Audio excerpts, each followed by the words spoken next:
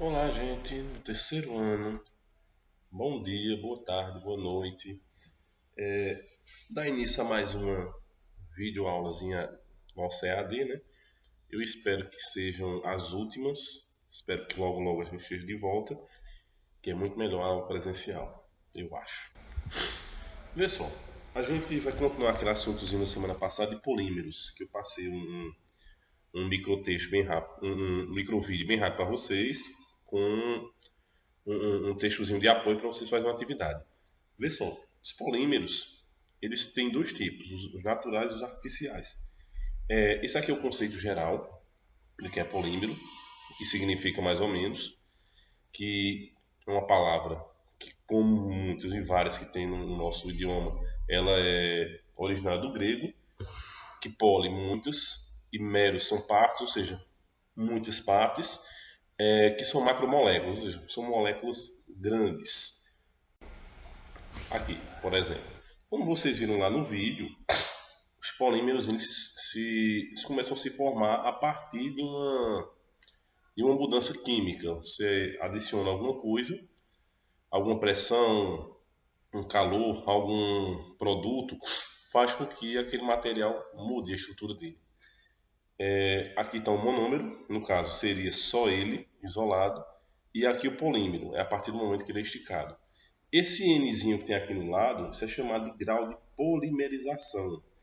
Ou seja, é como se fosse infinito. O número de unidades repetidas. Esse Nzinho aqui. Ó. Aí vê só, aqui em cima tá eles aqui separados, ó, no caso, um polietileno, um etileno no caso aqui, ó, o etileno, duas ligações de carbono e quatro hidrogênios. São vários etilenos.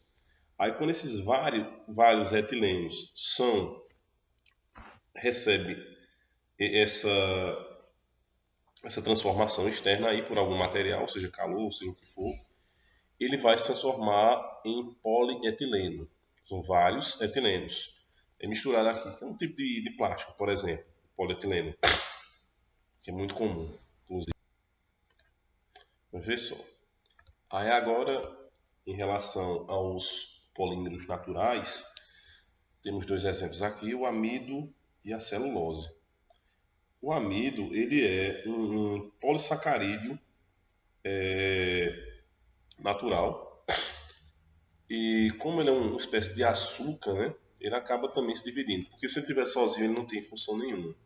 Aí, devido à sua transformação, porque ele precisa naturalmente ser consumido, crescer, tudo mais, ele acaba transformando isso aqui, ó, esses materiais. Aqui no caso ele passou de um monossacarídeo para um polissacarídeo. Isso aqui também é uma forma de polímero. E já a celulose, que é o material estrutural das plantas, ela é um polímero, na verdade, aqui, que ela utiliza o mesmo número que é da glicose, que é diferentemente do amido. Você vê a estrutura aqui, eles são totalmente diferentes. Enfim, resumindo, esses polímeros aqui eles não precisam de ação do ser humano para poder se desenvolver. Eles fazem isso sozinhos, independentemente de material químico ou não. Quer dizer, inclusive material químico, dependendo dele, ele pode até atrapalhar esse processo de polimerização.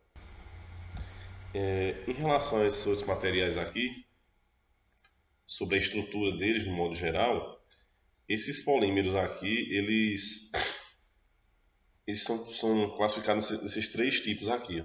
São saturados, monossaturados e poliinsaturados. Aqui é uma estrutura de um triglicerídeo. São três aqui, por isso que tem três aqui, três ligações, triglicerídeos.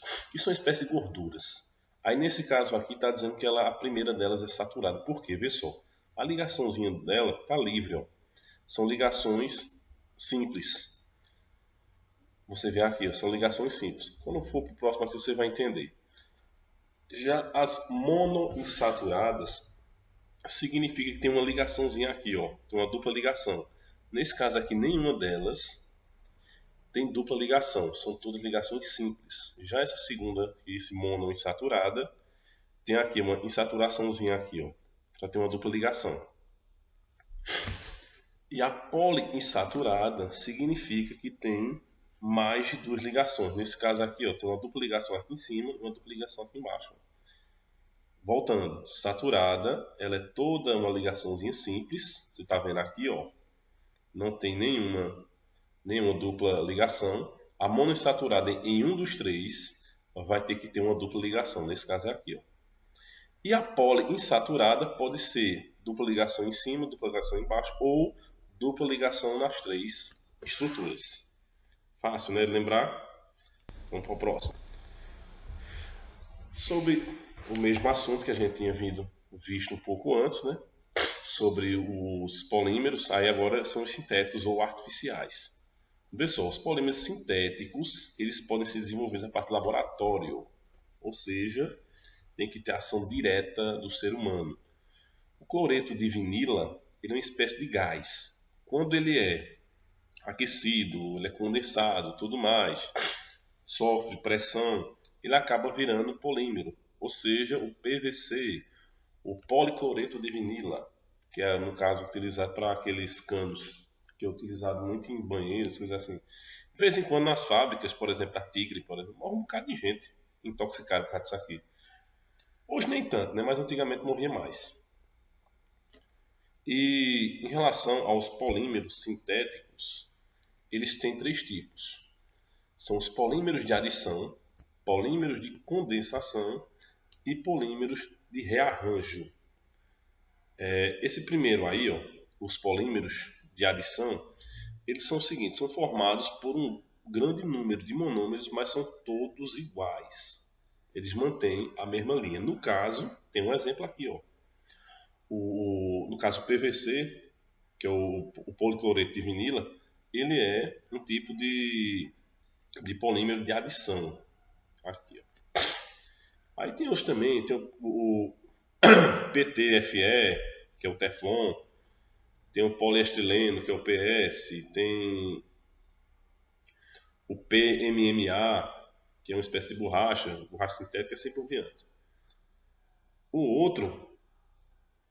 outro tipo aqui são os polímeros de condensação.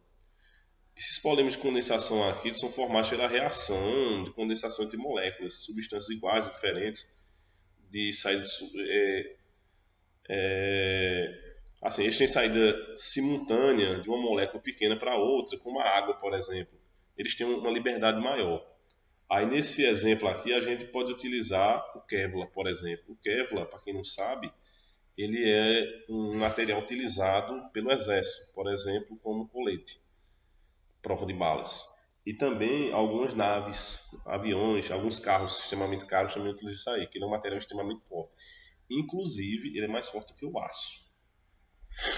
Aí já os polímeros de rearranjo.